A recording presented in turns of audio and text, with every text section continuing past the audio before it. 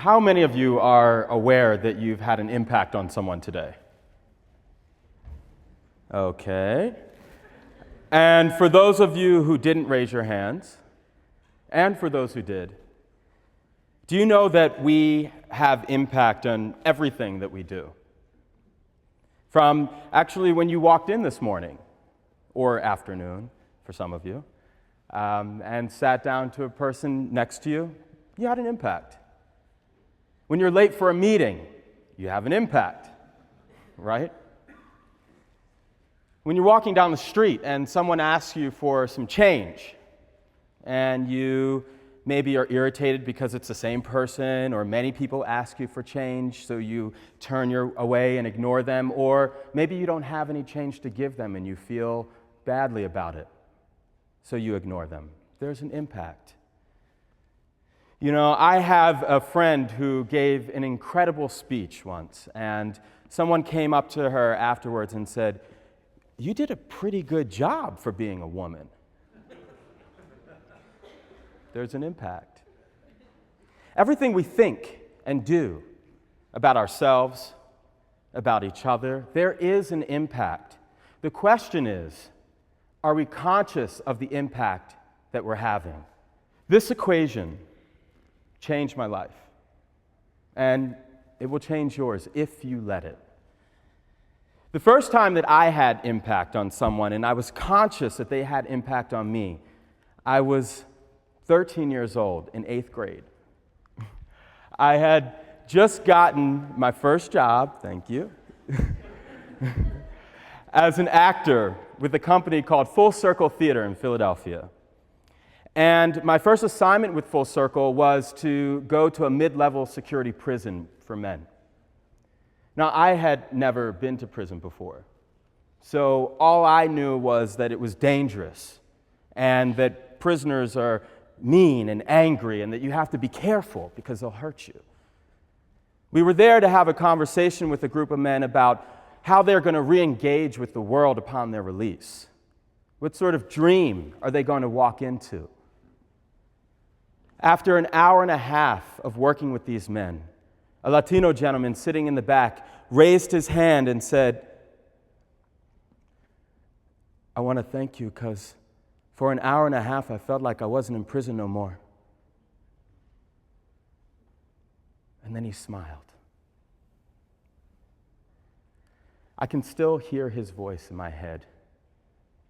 And that moment shaped the kind of impact that I want to have and values that I'm going to use to guide me along the way.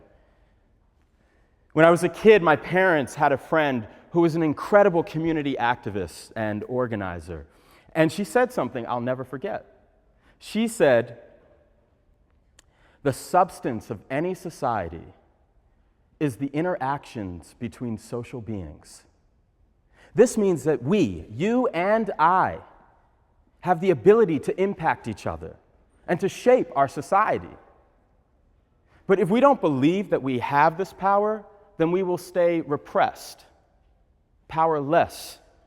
And we'll dream, but we won't take the actions to fulfill on those dreams.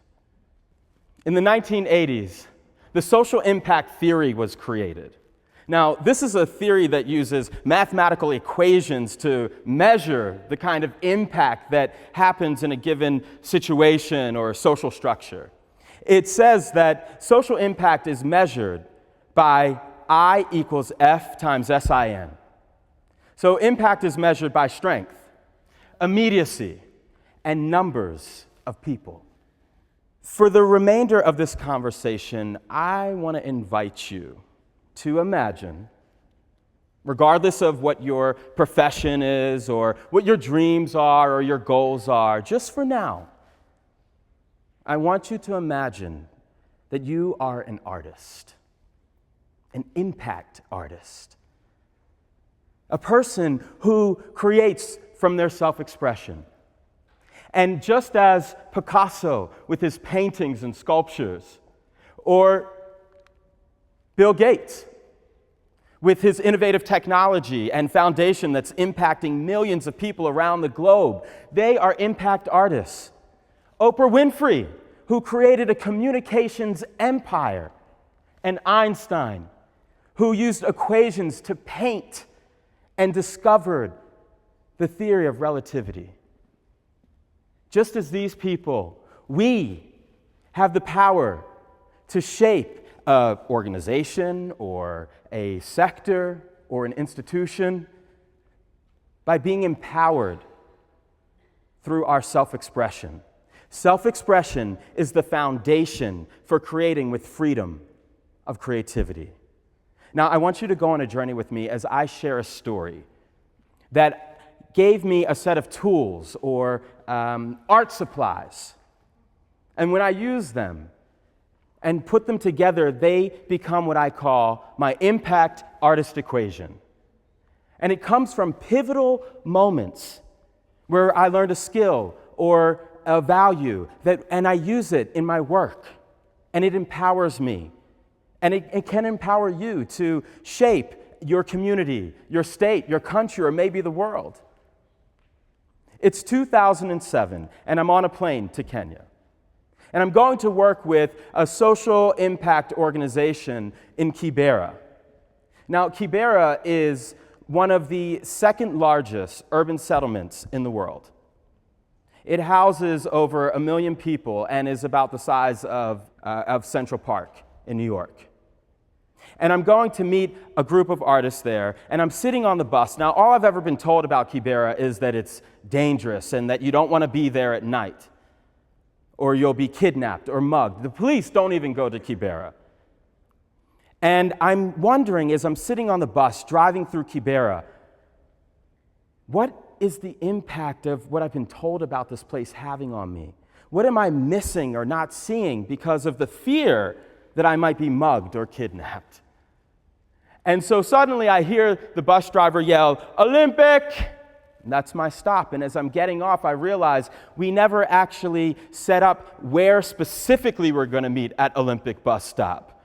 And we don't know what each other look like. So there I am, standing in the middle of Olympic in Kibera. The bus is driving away, and I don't know what I'm going to do. And suddenly, a group of people come rushing towards me, and the leader of the group stands in front of my face, and he says, "Habari yako kaka."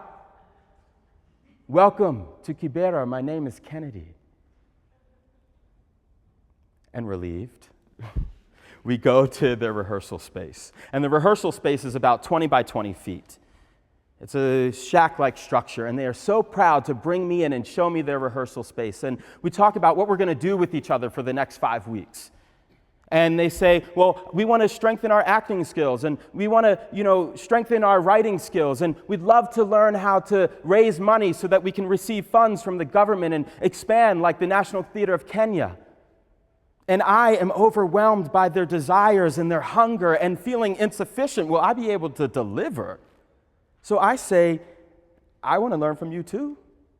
My colleagues at Yale say that you are incredible artists who can teach me a lot about how to use theater to engage with the world and to make change. For the first few days of the rehearsal, I actually start getting a little nervous because I realize when I ask a question or I'm inviting for creative input, I'm not getting a response. And I'm thinking, well, what did I say or do to create an environment where they don't feel free to share and to contribute to a creative process? What impact am I having? And I go home on the third night, and it is 4 a.m., and I still haven't slept. I'm wide awake. And I'm tossing and turning, and I look to the left at the guest house where I'm staying, and there's a dusty shelf. And I pull a book off the shelf that's peering at me, and it says, Arts, Health, and Entertainment in Africa. And it opens to an article, Transcending Colonial and Neo-Colonial Pathological Hangovers to Unleash Creativity.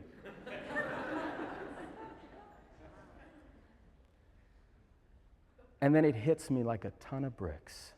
Here I am, this man from America, from the West. I go to Yale University. I teach for Yale at the time. And that's all they know me as. And I question, am I occurring like a colonizer? The next morning, I go back, excited and nervous to share what I think I might be discovering, and I come clean. I've been up all night, actually for the past 3 nights, worrying and wondering, what is it? Did I say something wrong or do something to offend you? Why is it when I ask you to respond or to contribute to the process, I don't get a response? And there was a complete, unified, utter silence.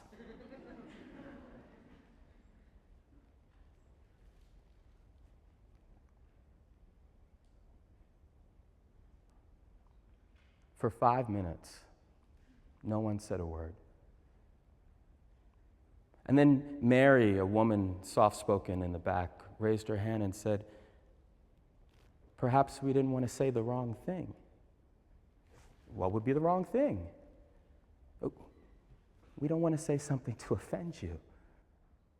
I say, "Please, offend me. I want to be offended. This is theater. I want you to say what you have to say. I want you to be self-expressed and do what you have to do. You can disturb the air. This is where we can be who we want to be." And I'm practically on my knees praying to God, and they are looking at me like I have 5 heads.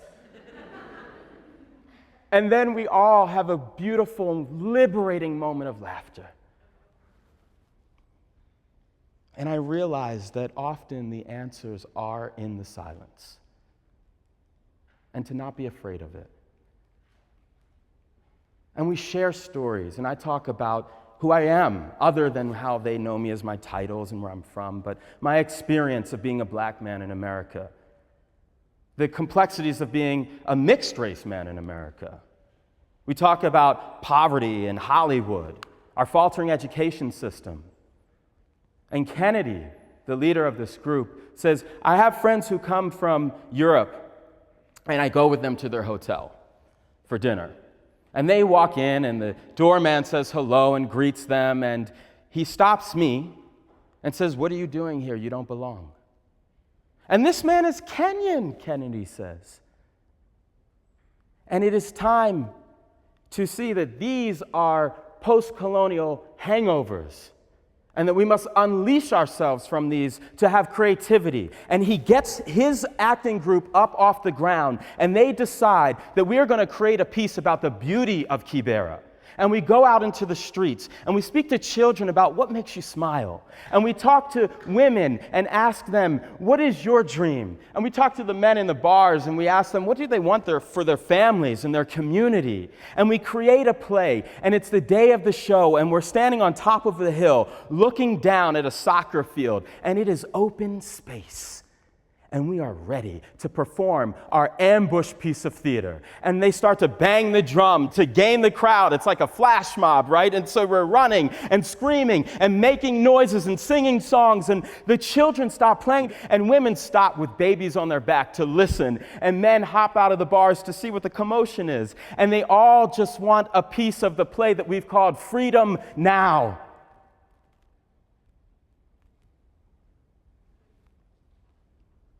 It was exhilarating. On my plane ride back to the States, I'm reflecting on my experiences. What did I learn? What did I gain? And I realized that when I have intention, the cultural barriers and differences don't matter. And when I have environments of freedom, we can liberate ourselves from the repression, and something new can emerge. And collaboration is only possible when you invite the entire community to join in the process. And empowerment.